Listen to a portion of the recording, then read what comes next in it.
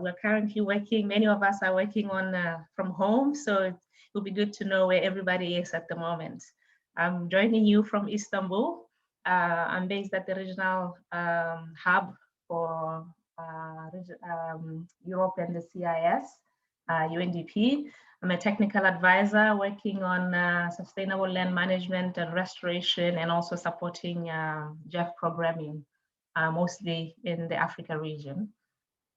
Today's dialogue, I'd like to call it, is related to food systems transformation.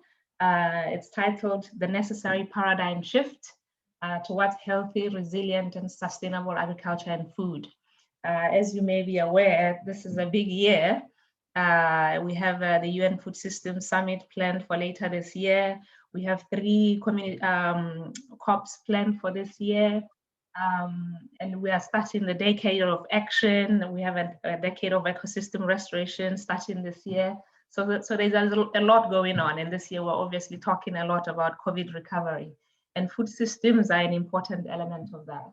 So our colleagues in the Green Commodities Community have kindly organized this webinar today. And we have an exciting guest. His name is Emile Frison. I hope I pronounced Frison properly. Emile is a member of the International Panel of Experts on Food Systems. In 2016, he actually wrote a paper that I really like called From Uniformity to Diversity, a paradigm shift from industrial agriculture to diversified agroecological systems. I thought this paper actually communicates a lot of the things that I was thinking about before. So I was very excited to read it. And then I got the opportunity to meet Emile 3 years ago, although he doesn't remember, in Italy at the launch of the Scaling Up Agroecology initiative hosted by FAO. And we've since actually collaborated with Emile on a few things within UNDP. So today he'll be leading this entire webinar and sharing his expertise and knowledge. Emile is also the former Director General of Biodiversity International, for those that know Biodiversity International. And so I will now hand over to Emile to take over and share his wisdom on this issue. Over to you, Emile. Thank you very much, Pimo. And actually, I do remember when we first met in Rome, and I've been very pleased to collaborate since that. So the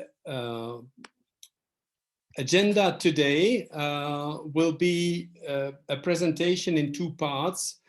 First, talking about weaknesses of the current agricultural and food systems. I think it is good to realize the multiplicity of these. After about 10-minute presentation, there will be a short question and answer session to clarify any questions you may have. Then there will be a second part of the presentation, really focusing on the future, on how diversified agroecological systems are able to bring about the necessary transformational change, and also some lessons for the UNDP strategy on food and agricultural commodities. So that will be followed by some question and answer session again, and then we will split into 3 breakout sessions. We will have 2 questions talking about obstacles that you have encountered in your daily work in trying to move towards more sustainable food systems. And then also how you think your organization can contribute to the shift towards a new paradigm. And then there will be a brief reporting back in plenary, and then we will wrap up and close the meeting. But before we do that, before we start the first presentation, we will have a very quick poll about to see how familiar you are with agroecology. And so the question is really, how familiar are you with the concept of agroecology and its principles? and it's not at all familiar, slightly, somewhat, moderately, extremely familiar. So we'll see what your level of familiarity is with that.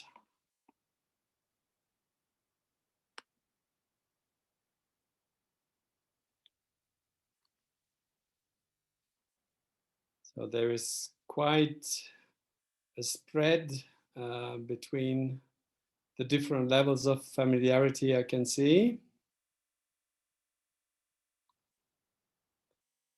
Apparently only a few have never heard about it, and only a few also are extremely familiar with it.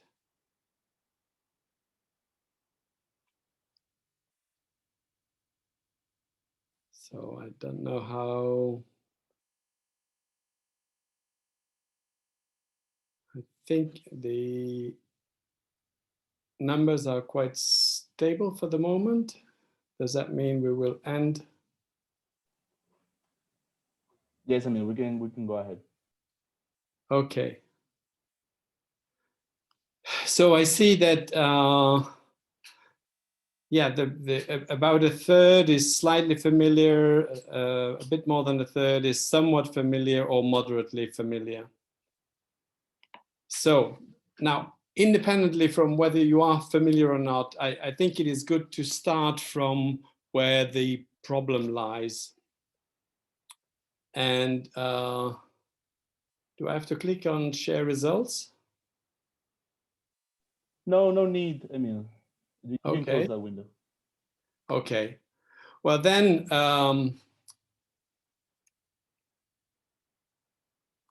I will start with the presentation about what are the problems we have with our current system.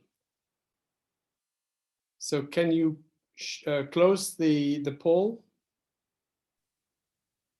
Yeah, it has already been closed. I mean, you can still click see on it. X yourself.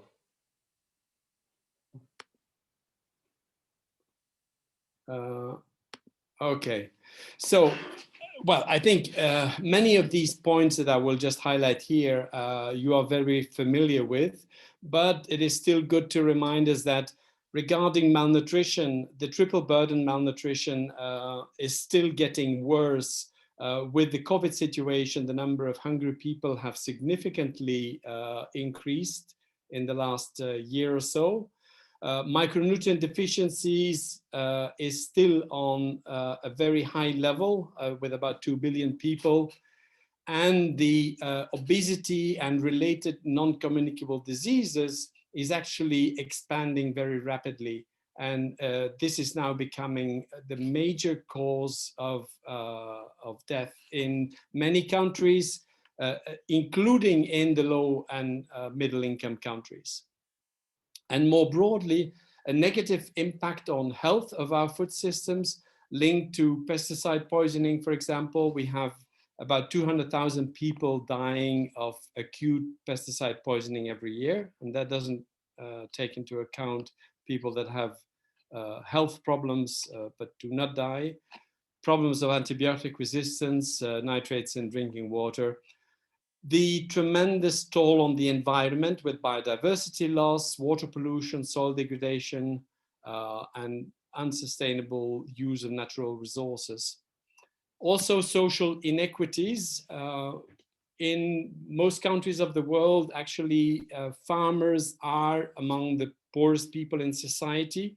And there's also a feeling of disempowerment, which is not helping people to take their destiny in their hands.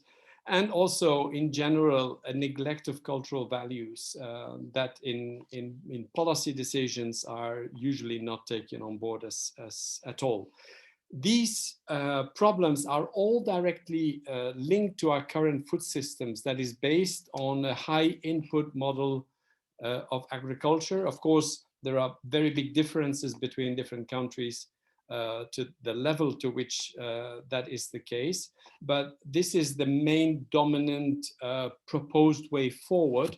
And these are the problems linked to that. So if I look now at what has been happening in the last few years. Since 2018, there's been an impressive number of major international or intergovernmental reports from IPBES on land degradation, the economics of ecosystem services and biodiversity for food and agriculture, the high-level panel of expert report of the Committee on World Food Security on Agroecology, the IPCC report on climate change, etc., the Global Biodiversity Outlook 2020, and the most recent HLP report. They all conclude to the need for transformational change of our food systems. Just incremental improvements is not going to do the trick. We will not be able to meet the SDG goals nor the Paris climate goals if we just try to improve the current system. We need to rethink, and whether we start from unsustainable industrial agriculture or from underperforming subsistence agriculture, we must really change and redesign the systems towards diversified agroecological farming that is achieving multiple goals. And this paradigm shift really aims at addressing at the same time economic, environmental, climate mitigation and adaptation, health, social and cultural objectives. And that's, I think, the really important point is that in the past, many attempts have been looking either in general just at the economic dimension, or some attempts to be less detrimental to the environment, or just to address climate issues, etc. But what is important is to redesign the system to address all of these at the same time. So this paradigm is not just about a set of agricultural practices that is addressing one or the other problem, like climate smart agriculture dealing with climate, nutrition sensitive agriculture looking at nutrition quality, precision agriculture trying to be a bit less damaging to the environment, etc. It is really taking the best of all innovations that are compatible with a set of principles of agroecological transformation that will guide us and that combine these principles with traditional and farmer knowledge. So it's combining modern science with traditional knowledge, respecting a set of principles. And that requires also changing social relations, looking at shorter value change. It's a holistic, integrated approach to address all the objectives at the same time. And so agroecology is not, as some people are sometimes saying, one tool in the toolbox and taking the excuse that we must use all the tools in the toolbox, including GMOs and precision agriculture and you name it. It is a different paradigm. It's a different toolbox altogether. Now, why do we not see a more rapid change when the world is really recognizing the urgency of transformative change? Well, there's a number of lock-ins that were identified in the report that Pimo mentioned at the beginning, that IPES Food wrote.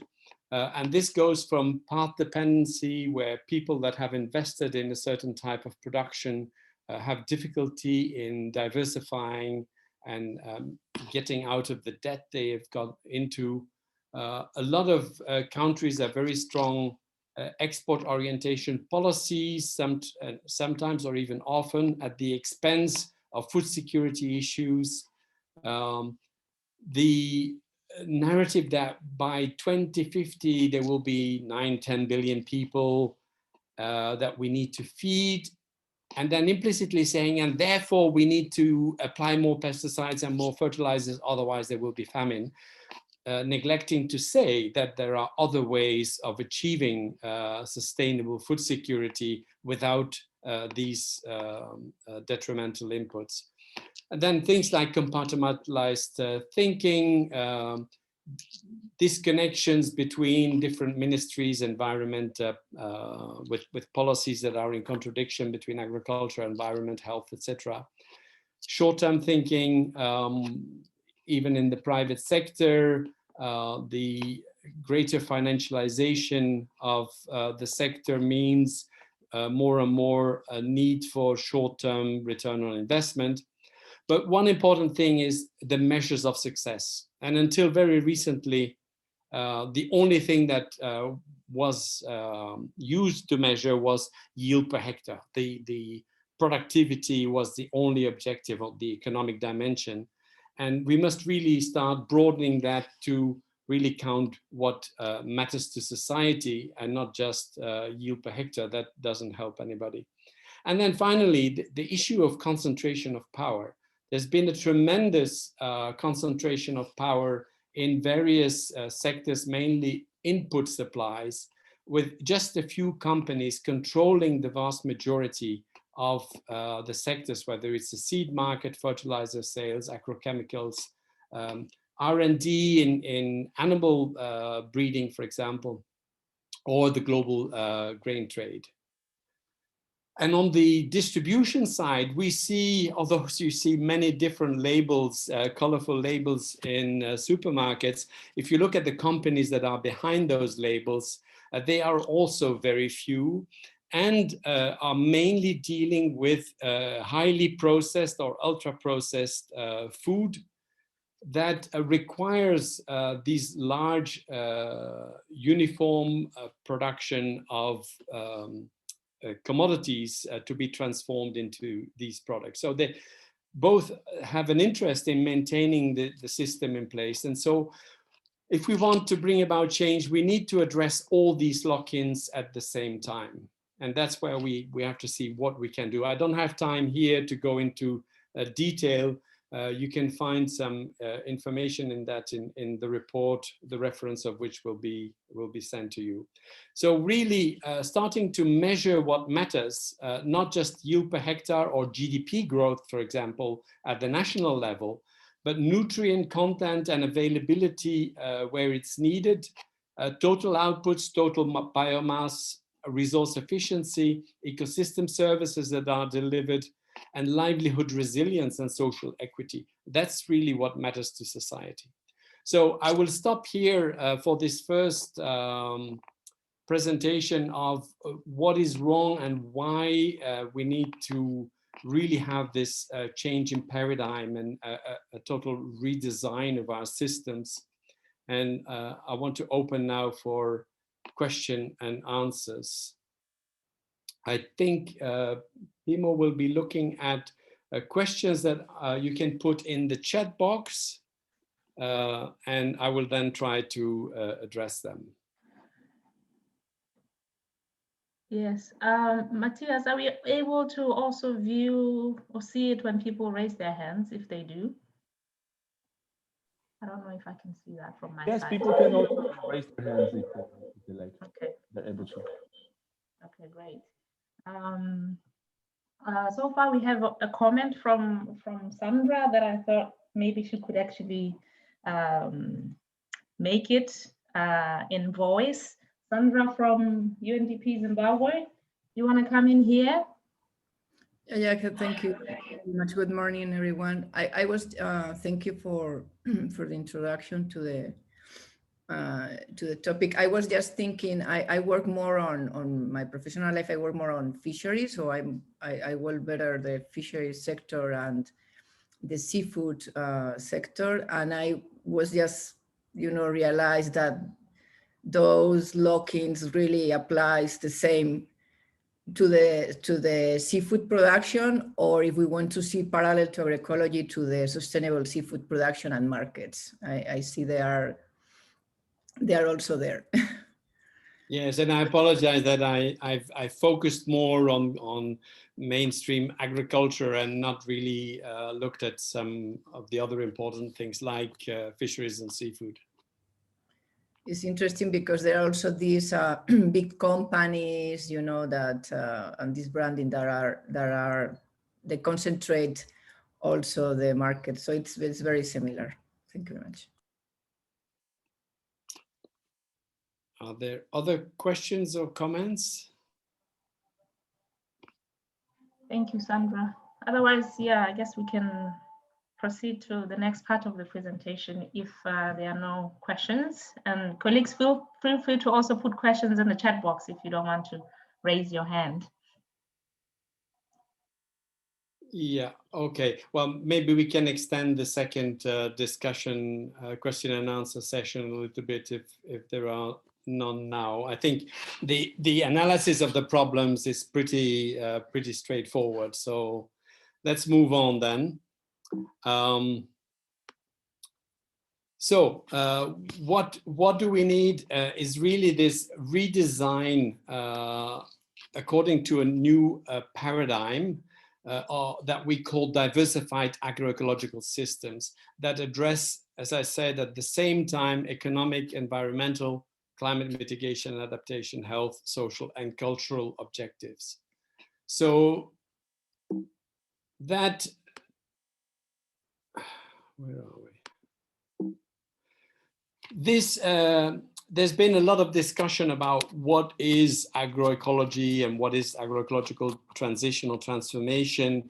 There's been a debate for quite a number of years. I must say that until 2014, in FAO, for example, agroecology was not mentioned at all.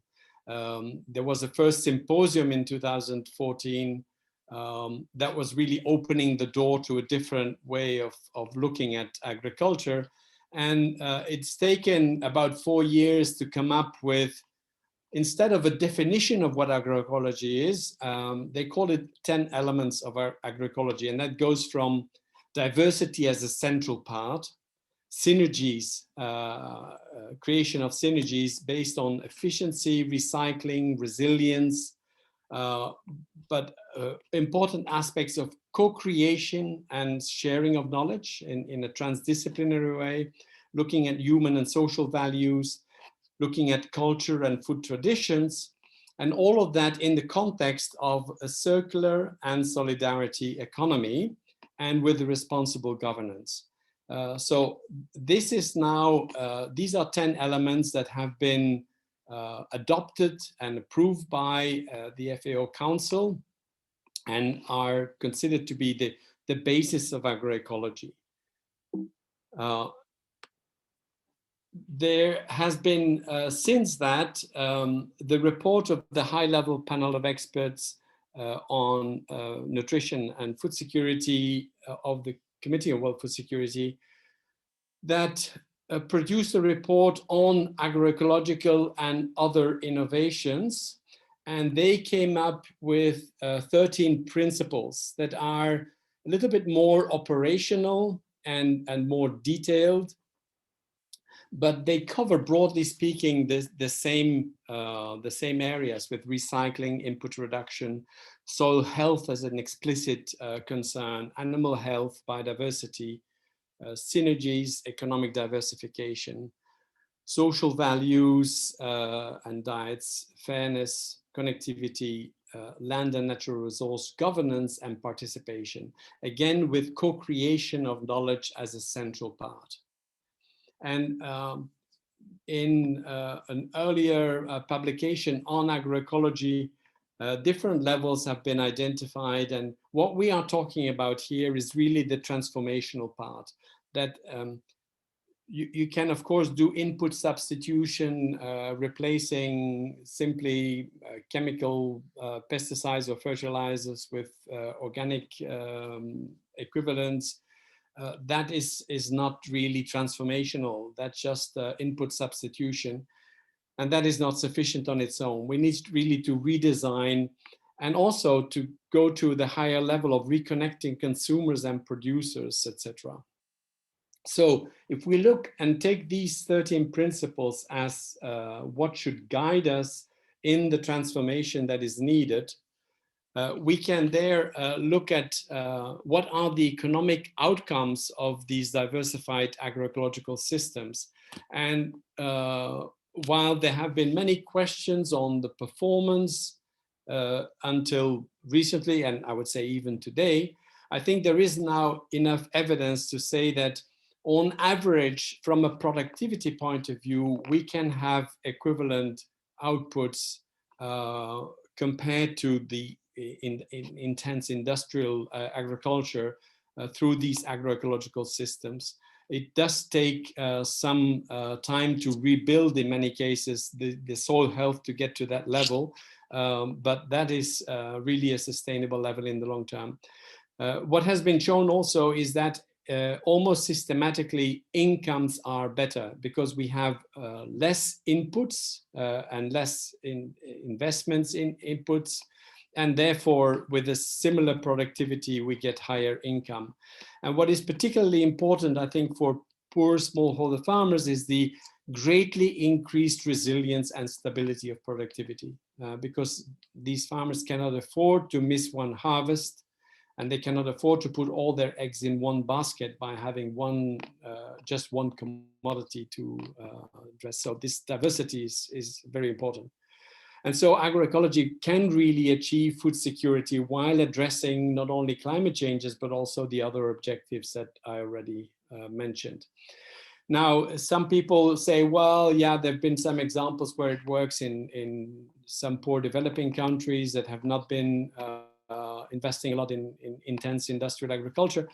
But we see that the economic performance also in Europe, comparing agroecological systems to conventional or industrial systems, have increased income between 15 and 110%. And so there is really the potential there. But also in levels of scale, again, some people have been saying you can do this on a small project scale, but it's difficult to scale that up much more widely. And that also has been shown to be not true, that in fact, the example of Andhra Pradesh, where now this year 1 million farmers are already practicing what used to be called zero budget natural farming and is now called Andhra Pradesh community managed natural farming, where really we are talking about already 15% of all the farmers practicing that. And the ambition of Andhra Pradesh is that by 2028, so another 7 years, all 6 million farmers in Andhra Pradesh will have converted 100% to this form of natural farming, to agroecology, in fact. And other states like Karnataka are following suit as well. And these have been showing that productivity actually increased in most cases with lower input costs, and therefore net incomes have increased up to 50% in Andhra Pradesh, where this publication documented that. But the environmental outcomes are equally important. First of all, it's an opportunity to put carbon in the soil. First of all, these systems not only reduce the emissions by using less carbon emitting inputs like the nitrogen fertilizer or a lot of the fuel for tractors, etc. But it is able to put carbon in the soil and boosting biodiversity. And what is extremely important is the potential to restore degraded land. We know that already more than 1/3 of agricultural land is degraded today. And there is really this potential to restore that through agroecology, and even in relatively short periods of time. This has been amazing. Again, in Andhra Pradesh, I was able to witness just a year ago, land that had been abandoned because it was not productive anymore, that has been brought back into production, applying these agroecological methods, and that we're showing a good harvest already from the first year. It's really, really amazing the performance that you can get there. And in addition, it improves ecosystem services in terms of water, nutrient cycling, pollination, pest and disease management, etc. And regarding adaptation, whether you look at the IPCC report of 2019 or the report of the Global Commission on Adaptation, both are not only saying that we need this transformational change, but they are also recognizing the role of agroecological practices in achieving that, those goals of climate adaptation. But also mitigation, as I said, the IPCC report recognizes that, and the various points like restoring degraded lands, increased tree cover, increased biomass production in pasture land, etc., can be achieved or are achieved through agroecology. And this really can lead to a very significant reduction of greenhouse gas emissions at the same time as of carbon sequestration, and really make our food systems carbon neutral. The 4 per 1,000 initiative that was launched at COP21 in Paris really is another document, also documents the role of agroecological practices as a way to achieve this level of carbon sequestration with a goal of 0.4% per year. From a nutrition and health point of view, of course, if you don't apply these toxic pesticides and also some of the fertilizers you have, and antibiotics that is used in animal rearing, you don't avoid the negative impact on health that these have. The diversification is an extremely important aspect to provide diverse, healthy diets to people. And also it's been demonstrated that there are increased levels of beneficial nutrients, such as omega-3 fatty acids or antioxidants in plants and animal products that have benefit effect on our health. And we have, IPES Food also produced a report on the impact of our food system on health that is documenting that. And finally, from a social and cultural point of view, these are systems that require more labor and therefore provide more opportunities for employment. And I think that in many countries, securing employment in rural areas is going to be important to counter the temptation of migration to urban areas where people end up in slums because of lack of employment opportunities in these cities. Also, the diversification allows for a spread of employment throughout the year and is not just calling on seasonal labor that is often very badly treated in many agricultural systems. And also it's recreating these shorter value chains with closer links between producers and consumers, which I think is also very important. And finally, it's really looking at the diversity of traditional crops, reintroducing some that have a very important value also from a nutritional point of view. And it is really doing this marriage between traditional knowledge and modern science in order to co-innovate. So if we look at what these agroecological transformation can provide in terms of sustainable development goals, we can see that they contribute directly to the majority of these development goals in an integrated way. And that's really what is expected from the approach to addressing the development goals. But it is also addressing indirectly the other goals. So it's really a way to implement what was intended when they formulated the Sustainable Development Goals that needed to be implemented in an integrated way. So some of the thoughts on what could that mean for an agricultural commodity system strategy. First of all, and I already advocated for that, is really a move away from a focus on individual commodities. I think that has been very much a trend in the past, looking at value chains of particular commodities. But if you look at the importance of diversification and looking at the balance between food security at the local level and income generation, it would really make more sense to have a food and agricultural system strategy where in some cases it may mean that it's no longer desirable to include a certain commodity, but really to look at the best balance of how to deploy the diversity to achieve all these goals. And therefore, diversification is really a central component at the farm and at the landscape level.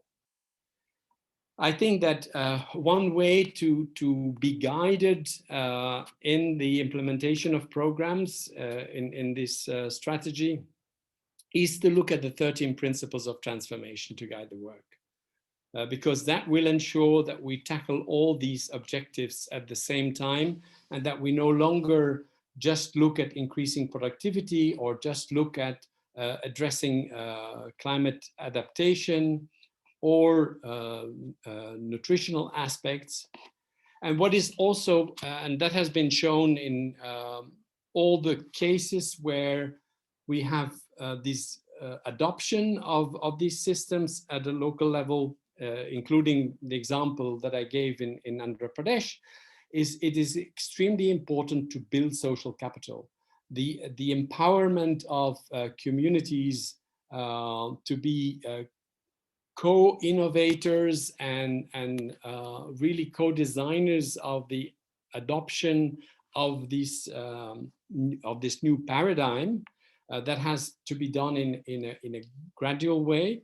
But I think this building this social capital has been extremely important, and we see that where things have moved fastest is in places where there had already been investments in building social capital.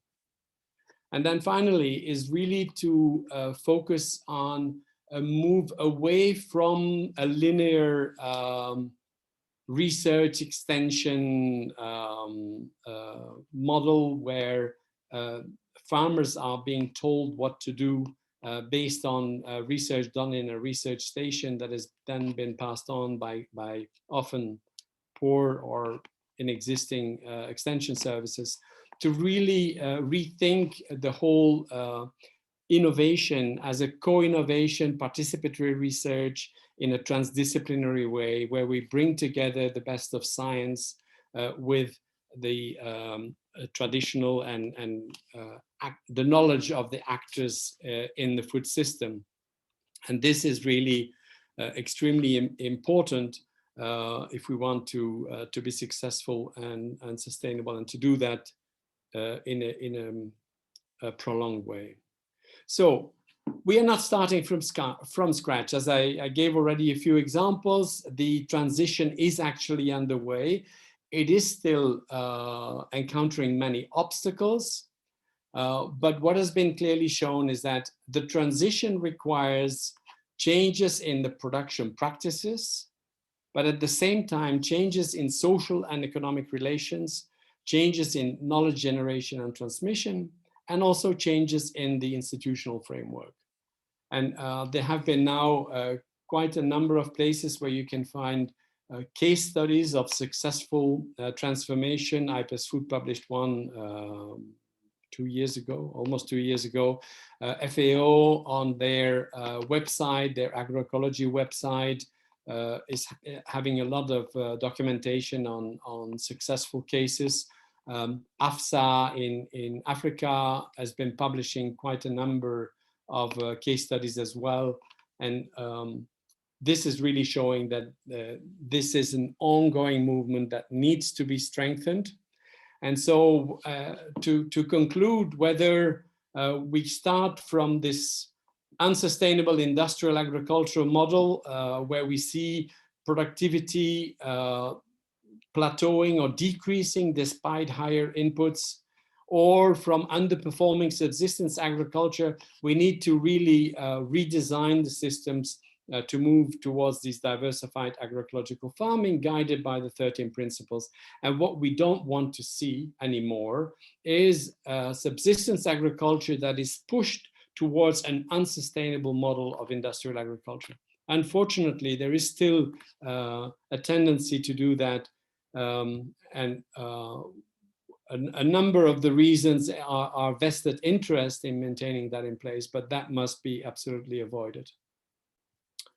So one thing to look, to be aware of also is that now that more and more successful examples of agroecology are being documented, that more and more countries, scientists, civil society organizations, international organizations are saying agroecology and that kind of transformation is really an important way forward, if not the way forward. It is important to guard against co-optation and greenwashing. We are now seeing where at the beginning, agroecology was just ignored because it was a very small percentage and nobody paid much attention to it. And then the next step was there was a degree of humor about it. People were laughing, making a fool about it. And then the next phase is real opposition with a strong intention to try to undermine this agroecological transformation, including by co-optation of the terms or greenwashing, where some of the main players, like for example, the advocacy body of the pesticide industry on its website is having a description of their view of agroecology that is not transformative at all. It's a very narrow sense and doesn't really address the 13 principles. And that's why I think it is important that we keep the set of 13 principles as a whole as the guide for transformation, and that needs to be respected. So I'll conclude here this second presentation and open up for question and answers. Thank you, Emil. I think that was very comprehensive. I think the term diversity is a recurring theme here, which actually speaks to a lot of the things that we wish to see, which often we talk about integration, but this is also what we're talking about. If one looks at the 13 principles themselves, I think it's difficult to question them. So it's difficult to find anyone really who could argue that collectively, as the 13 principles, there's anything in there that they would be against. So it's one wonders then why there is such opposition in some quarters towards embracing the principles and the concept of agroecology in general. I read an article by a very prominent diplomat, I think last year, criticizing agroecology, saying basically it cannot feed the world. And if we're talking about 9 billion people by 2050, then we can already conclude that agroecology is going to fail. And in fact, there is a question from Paul Hartman at the Jeff in the chat box, who's saying if this new toolbox is indeed something that can be to help scale up agroecology or sustainable production in general, what do we do then with what is the expectation for large scale farms? Because they're not just going to go away, they must be accounted for. And related to that, I think somebody also asked, Solomon, or commented that commercialization can still happen under agroecology. And actually that got me wondering, does agroecology oppose commercialization or not? That's a question that you should probably respond to, Emil, as an expert on this issue. And then we'll take. Yeah, we can take more questions afterwards. First of all, the question of scale. It is true that many of I would say today, the majority of the cases where we have successfully implemented the agroecological approaches has been on relatively small scale, but the 13 principles apply everywhere at all scales. And of course, the actual tools that will be used will be different if you have a large farm, several hundreds of hectares that has been mechanized.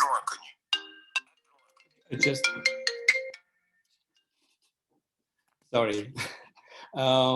The scale really is not an obstacle to applying the 13 principles.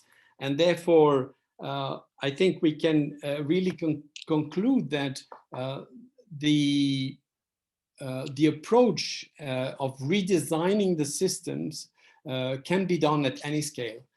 I think in some cases it will require more efforts for the transition phase when we start diversifying, but there's the long-term solution we cannot avoid that. So I think there are now also sufficient examples of large-scale farms that have applied that, and we are still documenting new cases like that.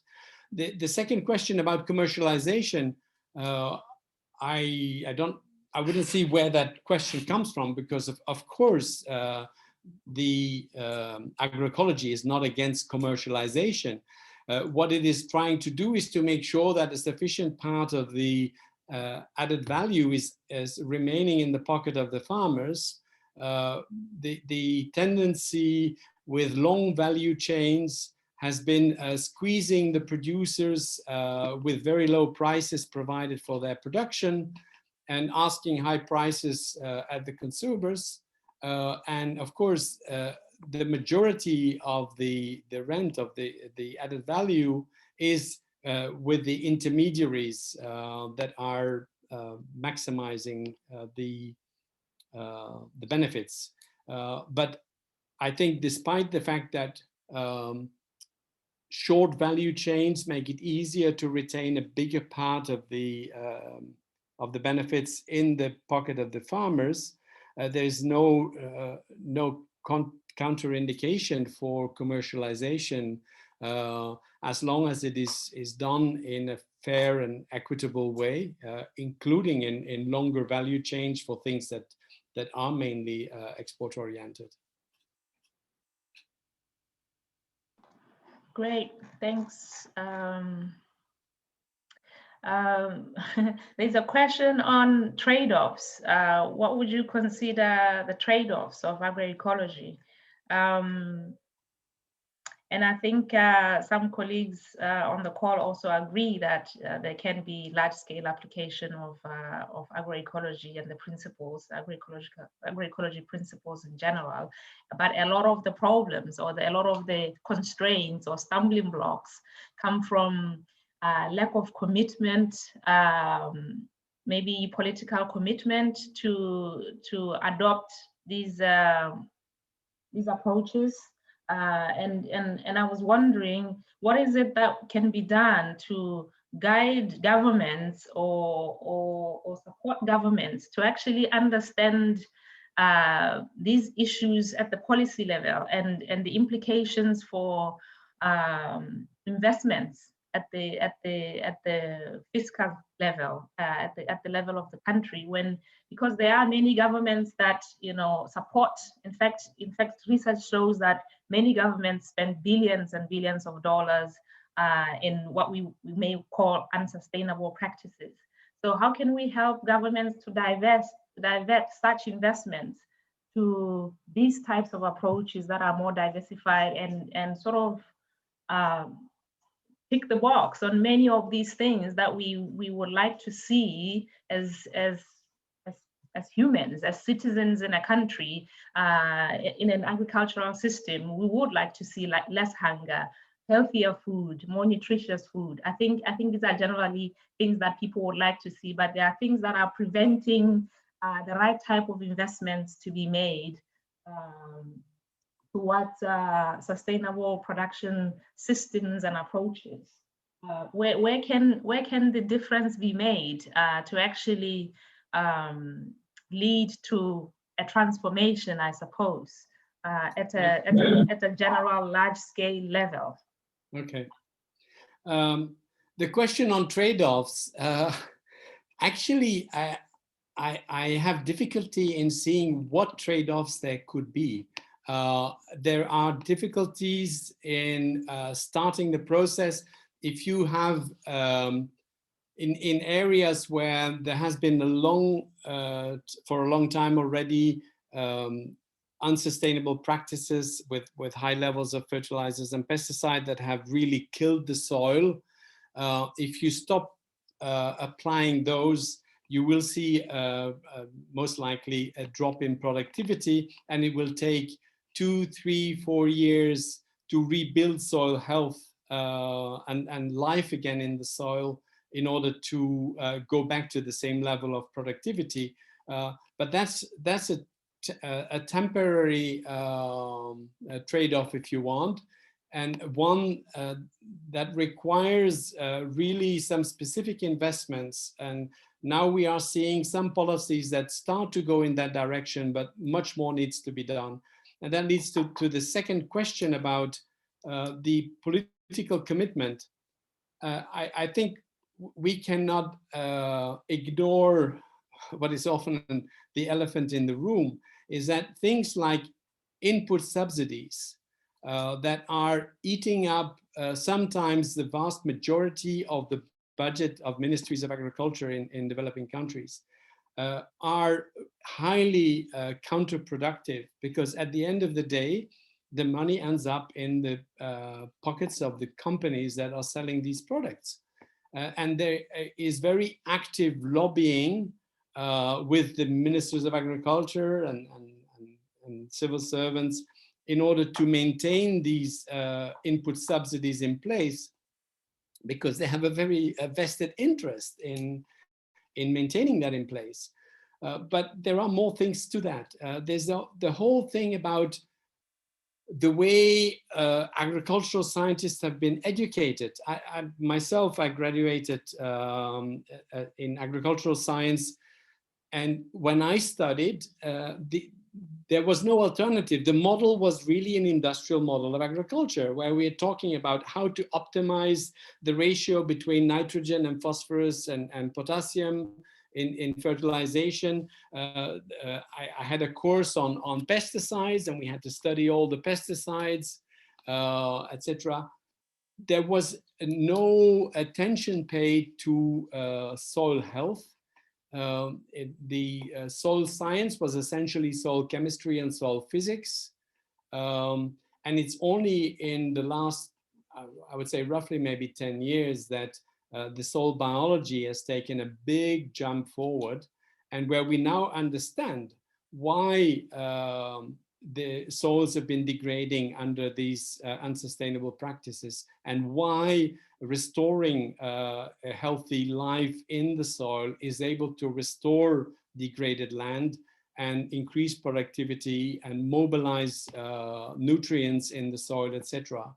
And there's a tremendous body of knowledge that is just emerging now that we can learn from, including, for example, the relationship between the diversity of plants grown above ground and the diversity and richness of microbial populations in the soil that fulfill these essential functions of mobilizing nutrients, fixing nitrogen, etc., etc. And so there is a tremendous barrier in the way many of the scientists have been educated, and that is reflected, of course, in the research that is being done. Still, the majority of investments in research are based on the industrial model, and some countries have put in place policies that push even further. And I just give one example of Canada, who has a research budget of about $650 million a year in agricultural research. And because they believe in public-private partnerships, they've said, if you want to apply for support from the ministry for a research project, you have to have a private partner that brings a third of the overall budget. So 2/3 are provided by the ministry and 1/3 by the private sector. What does that mean? That means that only research can be done on crops that is of interest to the private sector, which is a very small number, and that only technologies that are controlled by that private sector will be researched. All the vast majority of potential areas of research are thereby totally neglected. And this ends up, in the case of Canada, with only 0.25% of the budget on agricultural research being invested in organic agriculture and other agroecology methods. The 99.75% was invested in these mainstream industrial agricultural models, just on a few crops and on a few technologies.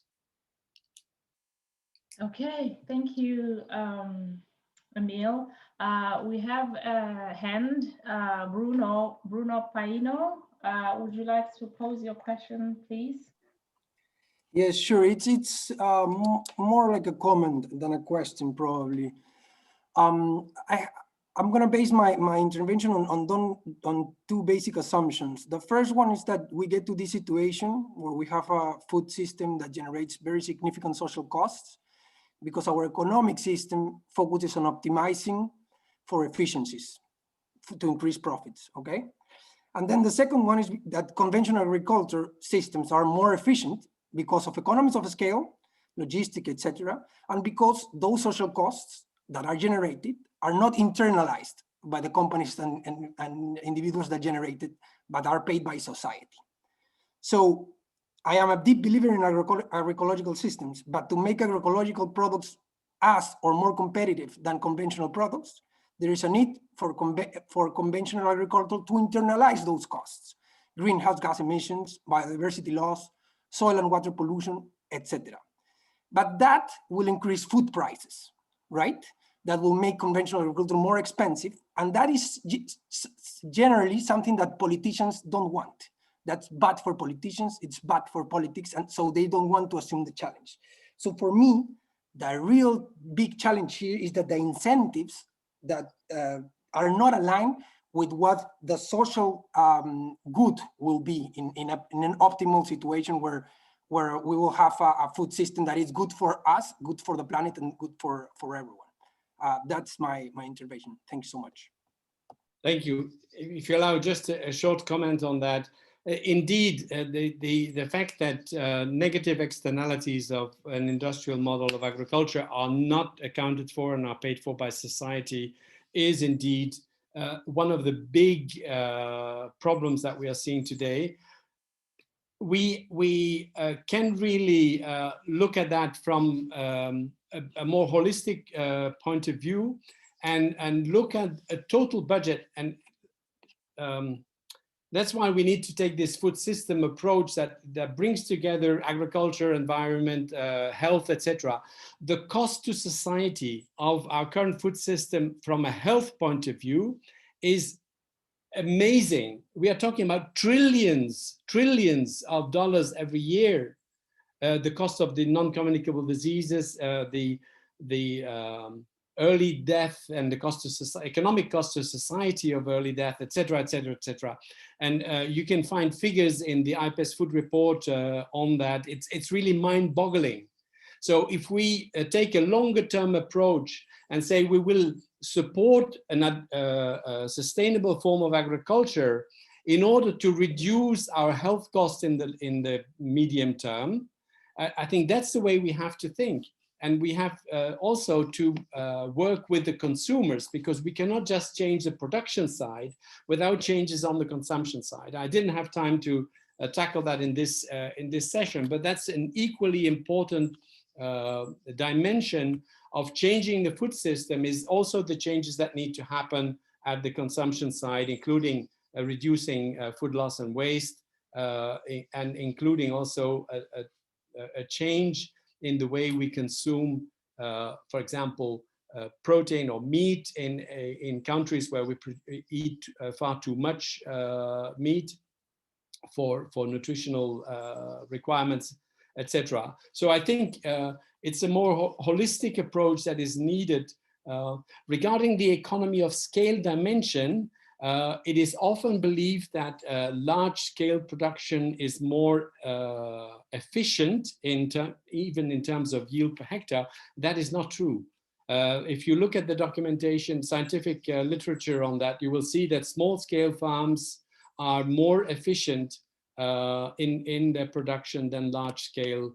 So this idea of economies of scale is not a true reflection of the economic dimension that is often believed, but is not true. Thank you, Emil. I think this Q&A session has to close so that we can break out into the different rooms. But perhaps just to point out one comment which also has questions in it and maybe can be addressed as part of the breakout session is how the agroecological approaches are embedded in UN or UNDP programming, I think broadly UN, and what could be done better to integrate this new paradigm into UN programming. How can the UN system promote this approach in a coherent and consistent way, especially also in light of this year's Food System Summit? What are the kinds of things that we need to be concretely thinking about doing, including beyond the Food System Summit itself, to actually do concrete work on the ground that moves the needle a little bit towards real transformation of food systems on the ground? So with that, maybe you can make a small comment on that, and then Alexandra can tell us what to do next. Yeah, so I've already shared the screen with the two questions, and actually the question that you raised is really relevant to the second question about how your organization can contribute to the shift in paradigm, and that is at multiple levels, including what can be done at the international level with the Food System Summit and other things like COP26, etc. So these are the two questions that we propose to be discussed in the breakout sessions.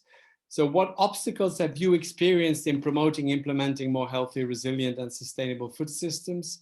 And what can your organization contribute, or what can be done in order to accelerate this shift towards this new paradigm? And I would really urge you to not spend all the time on the first question, but really make sure that you address the second, which is probably the most important of the two. Okay, so, thank you. So Matthias, you will send us to the different groups. Yes, 1 second. And then the idea is to come back after about 20 minutes, might be less than that, but you will time us. Thank you. Here we go.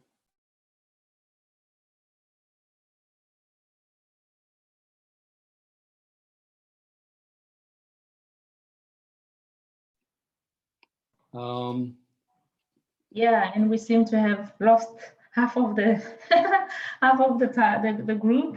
But hopefully everybody had interesting discussions and they were rich. So we will hear back just a couple of minutes reporting back of some of the main points from each of the groups. Pimo, do you want to start? Sure, just in brief, since we have indeed run out of time. We had a couple of colleagues' experiences.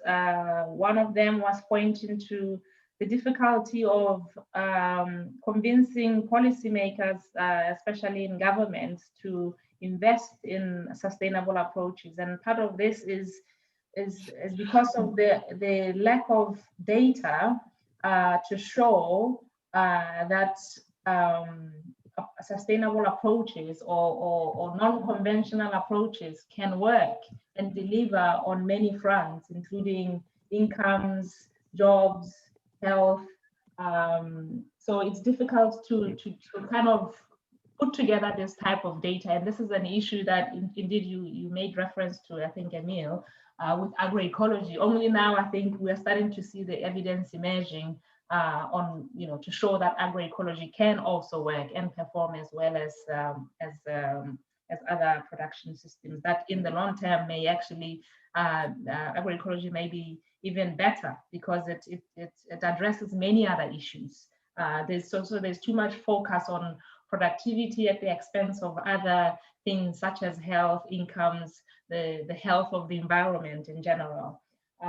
So one of the things that has to be addressed from the support of our organizations to support governments to actually do a bit more of review of the current policies that in some cases there are too many of them at a country level that all have an impact or implications for how the agriculture sector functions.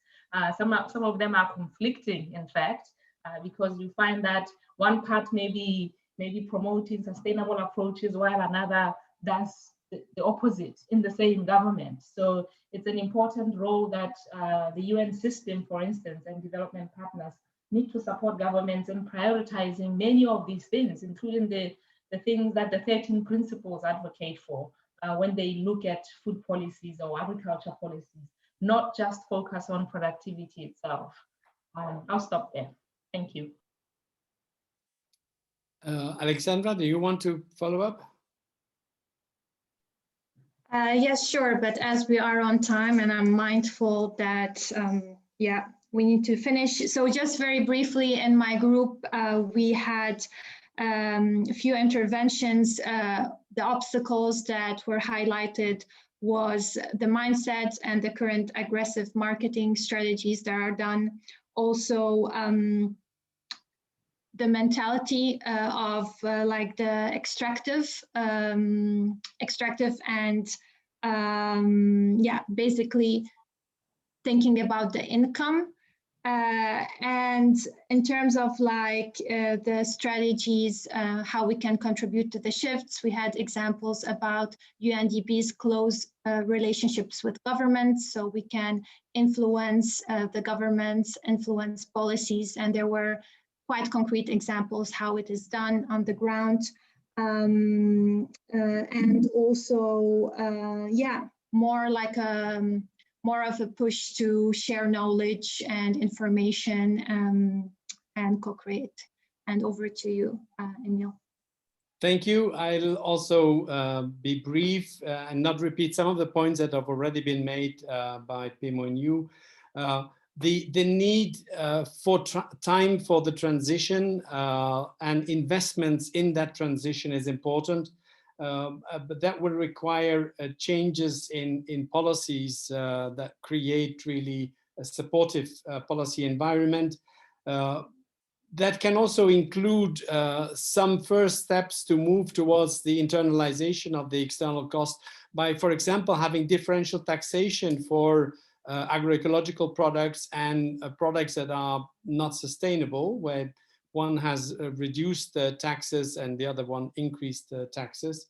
One thing that was mentioned as well is the fact that the particularly important experiences are that the production costs of agroecological products are lower, and therefore even selling at the same price allows a higher income for the farmers. So we don't necessarily need higher sales cost to increase the income, but it's done by reducing the input cost.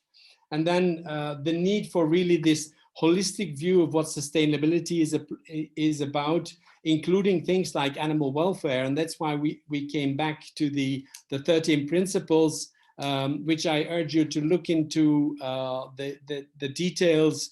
I only gave the titles, but the details tell you that animal health, for example, includes animal welfare, dimensions, which are important for many consumers.